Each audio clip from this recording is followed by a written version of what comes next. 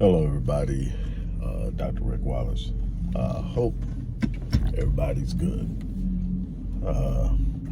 Want to revisit something that we've been covering for a while, and we will continue to cover. Before I do, I want to remind everybody to support the work we do at the Odyssey Project, and specifically our targeted fundraiser that's going on right now for Black Men Lead, which is a rite of passage initiative focused on socializing young black males into black manhood with an understanding of everything that's they'll be facing as men, and to provide resources to men, young black males who may need help in a number of different areas. We provide wraparound sources, everything from mental health to family support and other things. We need your support. The manner in which you can assist and help is in the description box.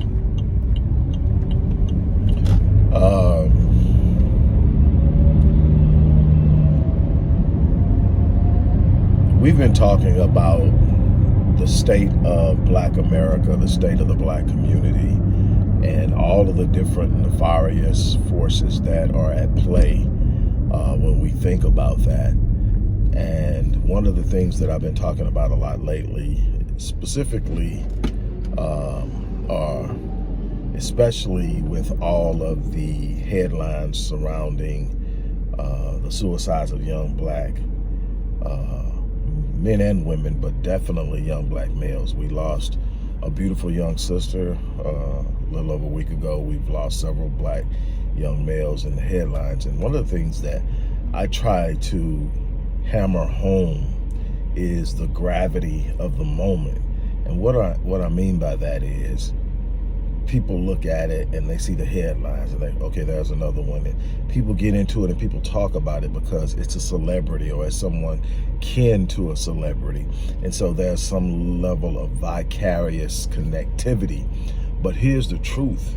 For every person that you see in those headlines, it's thousands of young black males and young black women who are losing themselves in this struggle.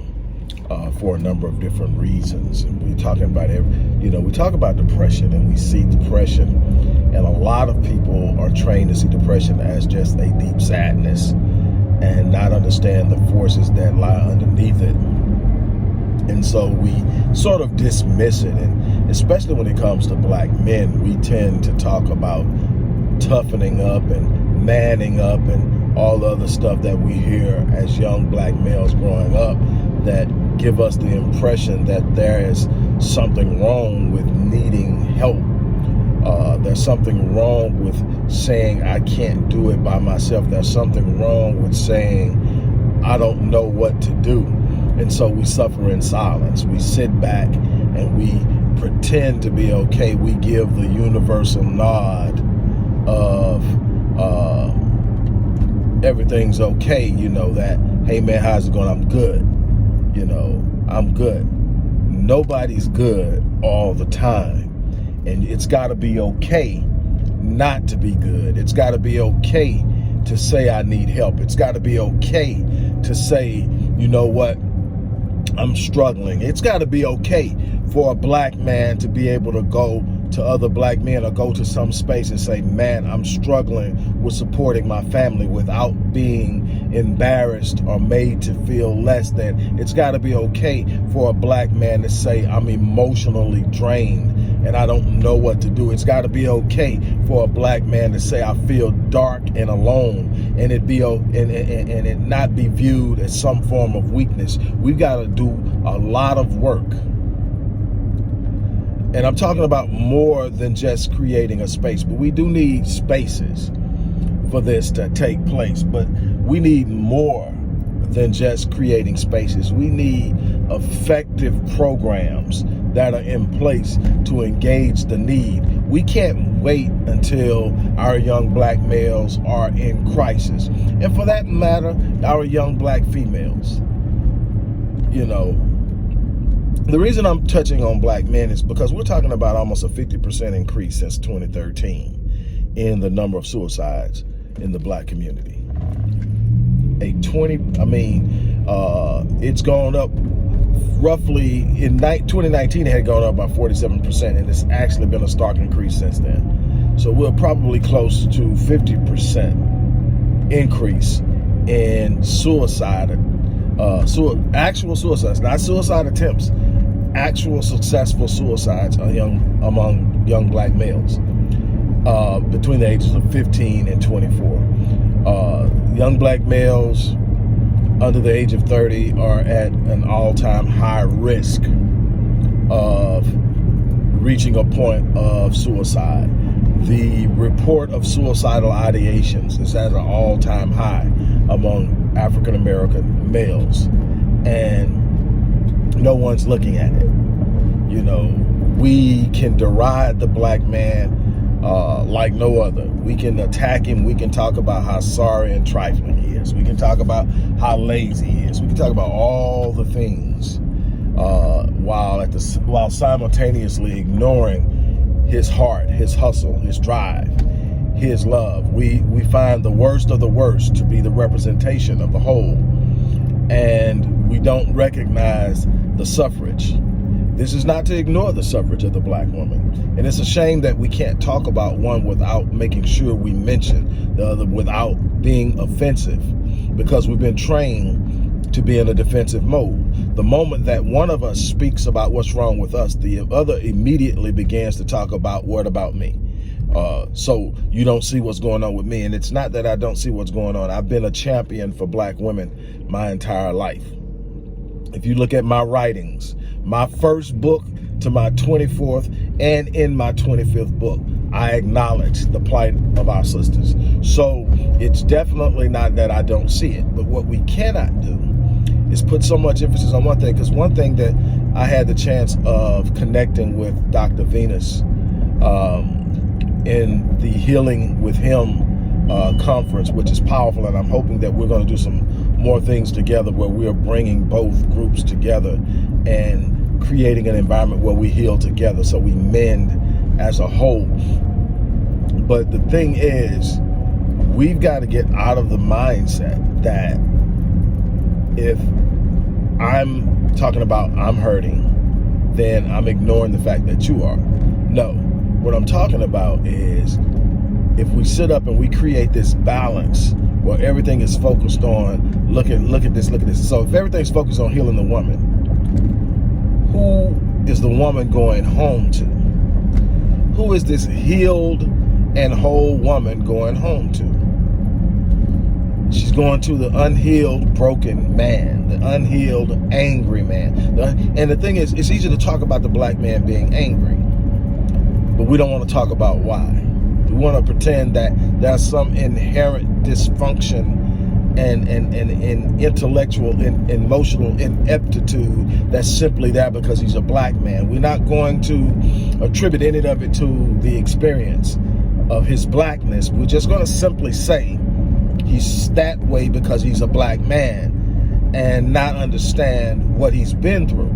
This is not presenting or submitting any type of excuse, because I hold every man accountable. I've been through some of the worst stuff unimaginable, and every day I wake up trying to be the best version of myself I can be, and trying to be the best husband and father I can be, and trying to make sure I'm better tomorrow than I am today.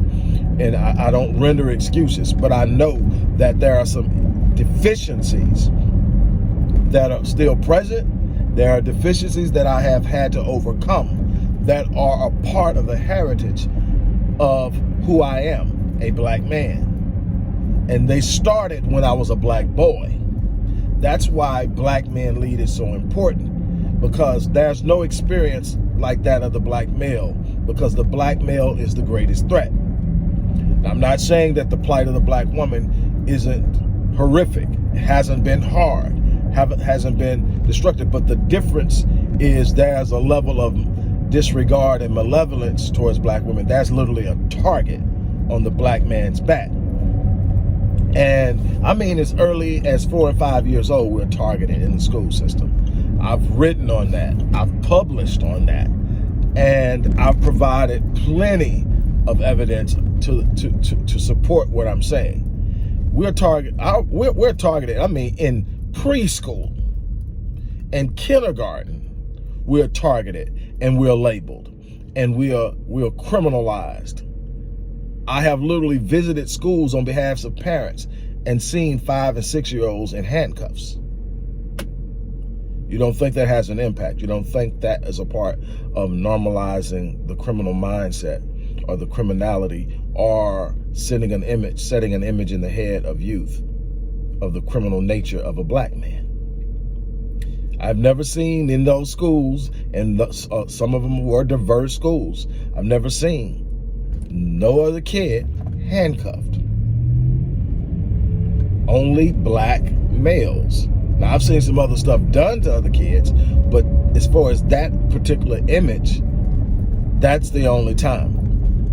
Again, not presenting any excuses, but I'm saying if we don't deal with that, that kid is going to grow up and become a problem, because they're going to be alienated in the educational process. And once they become alienated in the academic process, their risk of dropping out skyrockets. And then we know from there that once they drop out, their risk of becoming incarcerated quadruples, and even higher increases the rate that they're going to at some point find themselves in the system. And we know that once in the system, the chance of recidivating is 75%. So that means they're going to get in, come out, and go back at least once. 75%. And so we've got to understand, we have to prevent that. We have to try to get in ahead of that. We have to try to stop that. We've got to be aware. Now, that also has to be, those are the preventative measures that must be taken, but there also has to be interventive measures that we are able to intervene and actually engage after the fact and reach in and grab as many as we possibly can. And we must do this until we reduce the number that get in to a point that it doesn't have an impact on the total movement or the holistic movement of the collective. This is simple strategy that requires energy and effort. We cannot continue to move in the way that we have been moving and expect to achieve any form of autonomy, liberation, and empowerment. We can talk until we're blue in the face. We can have all these great debates and intellectual conversations.